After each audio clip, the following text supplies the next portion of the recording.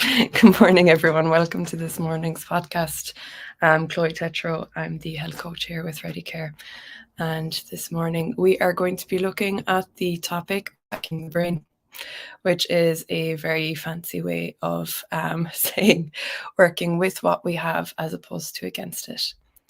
So to begin with, I'd like to just have a quick overview at the basic structure of the brain, how it is that things are put together. So when we begin our life, we, as children, we have a huge amount of potential and pathways in the brain.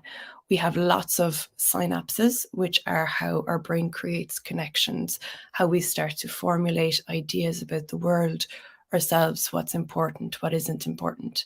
So rather than beginning with an empty slate and building, we actually start with a huge capacity for learning, adaptation, and a massive amount of synapses. And what happens is, as we get older, we start to realize what's most important. So our synapses become less and less, and they get pruned back to what's really most relevant to our lives. That could include reading, body language, making specific associations with our environment, understanding what is important versus not really important. So the more we think about something, the more enforced these pathways become. There's a little saying that goes, neurons that fire together wire together. And basically what that means is the more we access specific thought patterns, specific ways of thinking, the more solid these become in our brain. So the quicker they are to access, which is great for us. But what that can do is it can make it a little bit more difficult to deviate from that whatsoever. So we have a second bout of lots of synapses happening in our early teens. So we get a lot more of these coming in. And then as we evolve through our teenage years, there's a 1% decrease in those throughout the years. So again, there's a big kind of fluster of development and cognitive development that happens, with the last one being the impulse control, which we can see with teenagers quite a bit. The dorsolateral prefrontal cortex is the last thing to be to come online with its full capacity, let's say. So with that, there is our brains not only have these synapses, but we like to think that there's quite a cut and dry differentiation between our thought process and our emotional processes, but actually the two are quite interrelated. The brain is a huge organ of association, so something that is like one thing becomes lumped together to form the one. So how that can be used for our benefit. So a lot of our experiences and how we create meaning in the world comes from our emotional thought processes and the specific emotions that we've tagged on a particular event. So as events come, and they are, let's say, tagged in our brain, and these pathways are formed, there's a particular emotion that goes along with it. So if you want to put that into an example, when you think about a certain event in your life, just put yourself back there in your memory and see what comes up for you. It's very rarely just a baseline memory. It's usually associated with an emotion. So a really, really good way to make our brain work for us is to look at this emotional processing. Emotions are divided into two certain categories in the brain. There's emotions that make us want to go towards something, so positive reward emotions, so push emotions. And then there's pull emotions, which would be our more negative associations. And these are things that we want to avoid. If you've heard of the threat response in the brain, this is oftentimes the types of emotions that can come up in situations that we want to avoid. And we can set up specific behaviors that keep us in that avoidance state of wanting to avoid something rather than go towards it. So one of the ways that emotions have been called is that emotion, energy in motion. So you're either going to be moving towards something or away from something. And when you're trying to make specific changes in the brain, knowing that it's reached a kind of, it never plateaus, which is, one of the great things about the brain. It never plateaus. But what it does is it can make it a bit harder to access new changes because of the way that certain learning has been locked in, and certain thought process and thought patterns and how we access those, because our brain is trying to work with us. It's made those pathways a lot easier to access, and any deviation from that can be a lot more difficult. There's also a finite amount of energy in your brain. So running the brain takes an awful lot of your energy, and it uses those shortcuts to not utilize too much of its energy. So when you are trying to make a deviation, whether it be through wanting to adopt a new habit, a new, you know, set of behaviors for yourself, that all takes an extra little bit of energy, especially if you're fighting up against more hard locked in thought patterns. So a really good way to do that is to use the emotional drivers in the brain. When we have positive emotions, something that we want, there's a reward activation that goes along with that.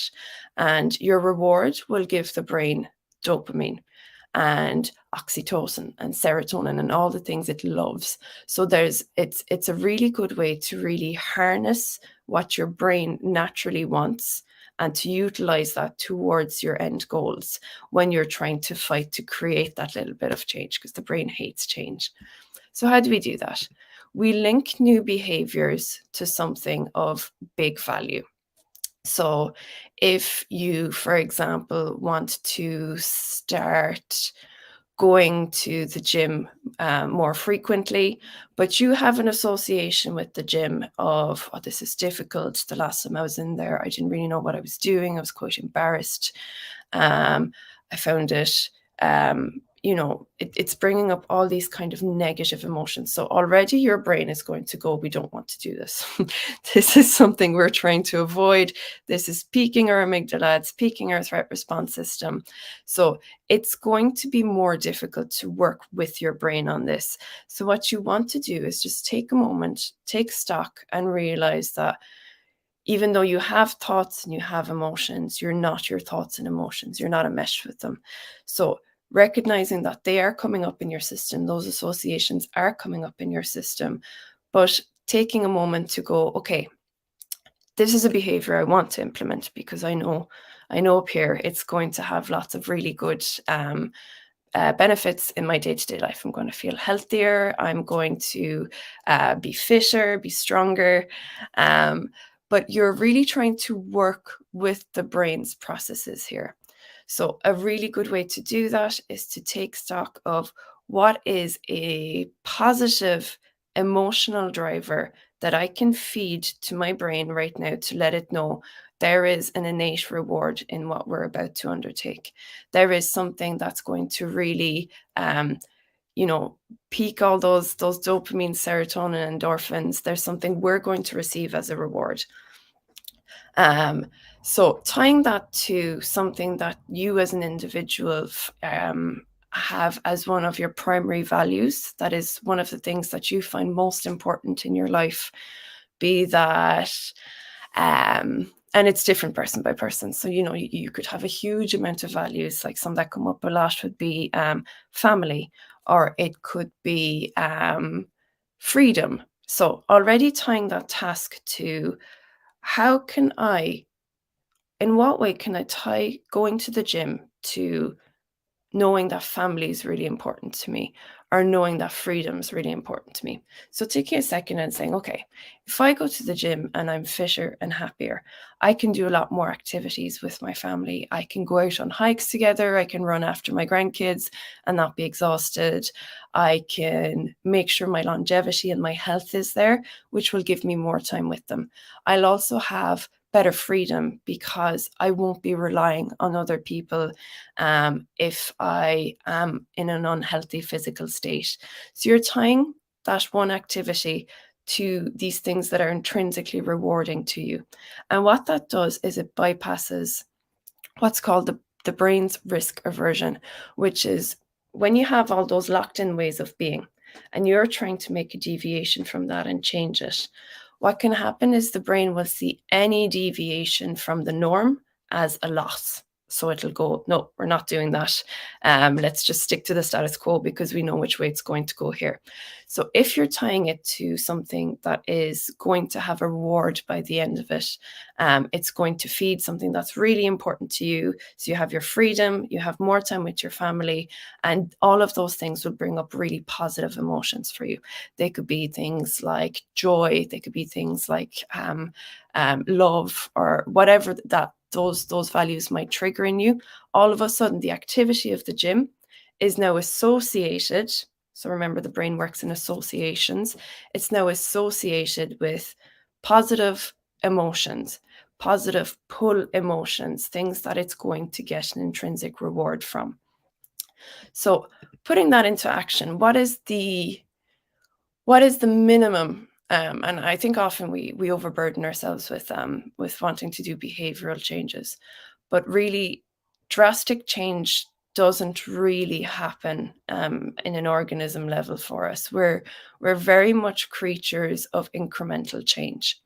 So to utilize the emotional drivers of the brain, what is the smallest action that you can take? Because remember, you might have the motivation with the emotions, but we're also habit driven. We have to start to break that particular habit we began from and create a new one. And I chat about habit quite a bit in these videos, so I'd say you're all fairly familiar with that. But really, it's an incremental break from that hardwire, that thing that the brain wants to do because it's the easiest, it's the quickest, towards something that's going to be a little bit more challenging, a little bit more difficult.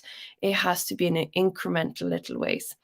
So if you're looking at it in terms of an action plan, what is the smallest incremental 1% that you can do to move you closer to where you want to be with this? So in summary, we are creatures of associations.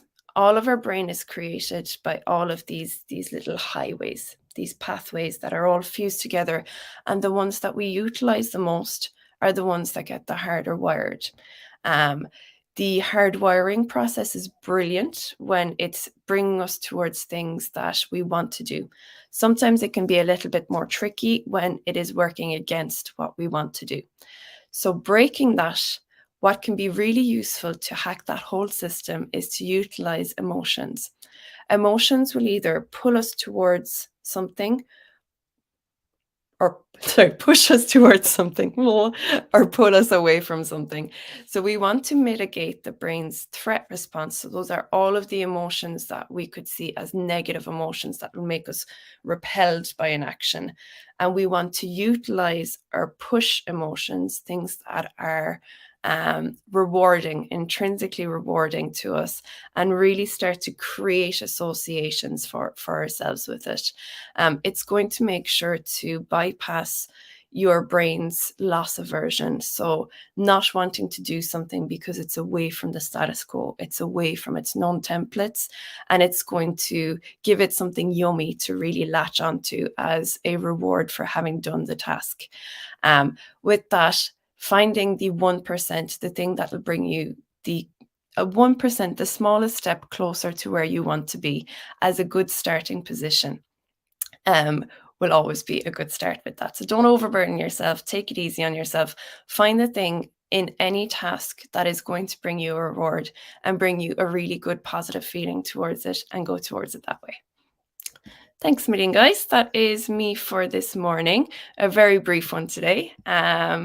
And if there's any questions, please feel free to pop them in. I'll give that a minute. No? Okay, short and sweet today, lads.